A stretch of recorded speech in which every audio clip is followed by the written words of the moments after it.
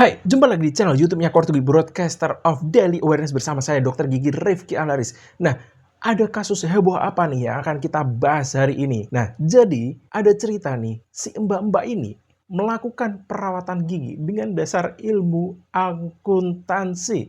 Berani coba? Simak bedah kasus berikut.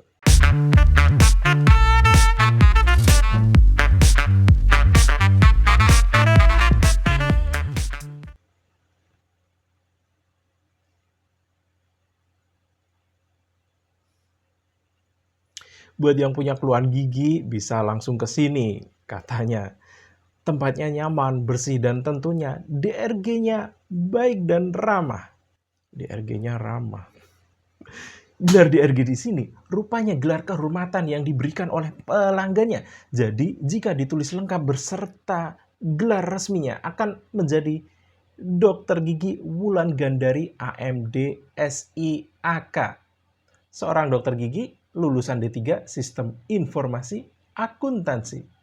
Ini nih yang kita sayangkan sekali. Sebenarnya jika dia menggunakan ilmunya, menghormati guru-gurunya, dan menjunjung tinggi martabat gelarnya, dia pasti bisa kok sukses memajukan sebuah klinik gigi.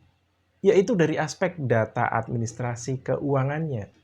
Bukannya gantiin tugas dokter giginya seperti ini.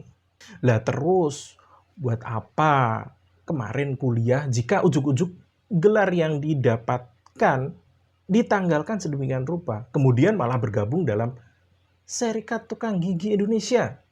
Seperti yang ditunjukkan pada sertifikat ini nih, kalian bisa lihat sendiri. Padahal, tukang gigi bukan profesi dengan pendidikan formal. Downgrade dong. Selain membuka layanan veneer, tambal gigi, dan behel, dia juga melayani pencabutan gigi. Kelilingan dari rumah ke rumah bahkan. Mau dicabut dengan kemampuan dan keilmuan jurusan Sistem Informasi Akuntansi. Mencabut gigi bukan sekedar mengeluarkan gigi dari rahang seseorang. Kamu kudu paham dosis obat bius, risiko komplikasi, interaksi obat, kontraindikasi, kontrol nyeri perdarahan, bahkan risiko infeksi. Kapasitasnya memang sekedar tetukang sih, yang sangat berbahaya pastinya.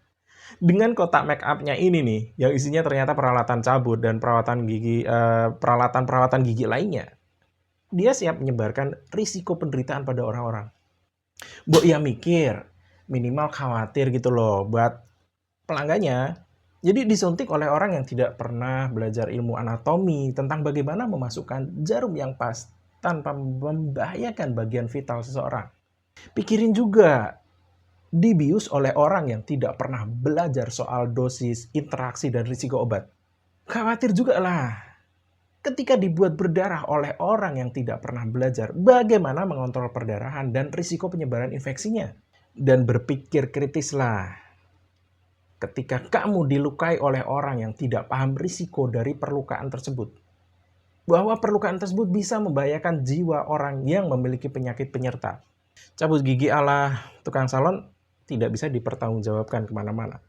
Selepas cabut gigi, pasti cabut diri karena secara kapasitas, dia tidak mampu memberikan pertanggungjawaban sedikit pun setelahnya. Dan tahukah kamu, si manusia berbahaya ini nih, tidak pernah merasakan bagaimana paniknya perdarahan, stresnya bius ketika tidak bekerja, syoknya pasien yang sehabis disuntik malah pucat dan mengeluhkan pusing hingga pingsan. Sampai diteror pasien yang mengeluhkan nyeri luar biasa di hari ketiga akibat dry socket. Tidak merasakan itu kan? Tidak membayangkan hal tersebut. Semua itu adalah risiko-risiko yang wajib dihalau dan dikendalikan dengan jalan kuliah formal sekian dan sekian tahun. Dengan ilmu pengetahuan.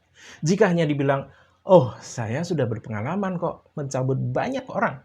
Percayalah, pengalaman tanpa ilmu bisa jadi pengalaman yang sesat. Jika selama ini tidak pernah ada sesuatu yang buruk terjadi pada pelanggan, percayalah itu hanya kebetulan. Masa sih masih mempercayakan nyawamu ke orang yang hanya berpegang pada kebetulan semata?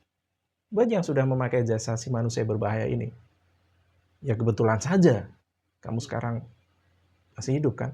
Sekian dari Mindok, ketemu lagi di lain kesempatan dengan bedah kasus yang lebih seru dan lebih membuat kita berwawasan dan selalu waspada. Bye.